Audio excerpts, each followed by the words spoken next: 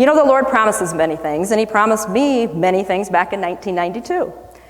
He promises He'll always be found. He promises protection.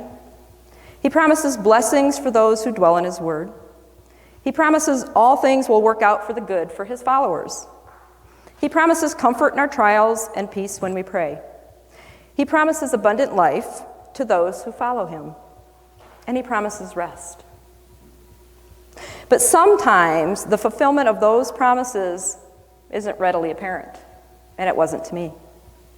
God seemed to be playing hide and seek with me. I felt targeted and wounded. Miscarried babies and children with disabilities seem anything but blessings. How can empty arms and broken hearts be good? I sensed little comfort or peace when I prayed. And my definition of abundance didn't seem to match God's. I remained exhausted and defeated for quite some time. But through the years, I've learned a couple things. First, feelings aren't reliable. Instead, God's character assures us that we can trust the promises He makes. And number two, our perspective is skewed by our finite understanding, our unrealistic and unsupported expectations, and our limited knowledge. So what we need is to look at our struggles through the eyes of faith and in light of God's divine nature.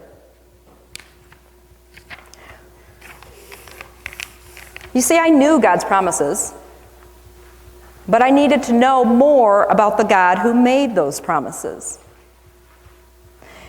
And so we're going to take a look at some attributes of God, His character. But there's a caveat to this.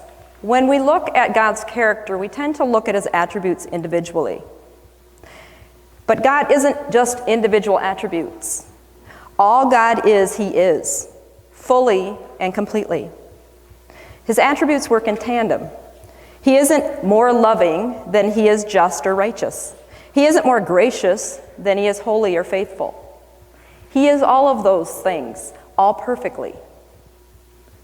And it's very, very difficult to understand, impossible for us to fully understand.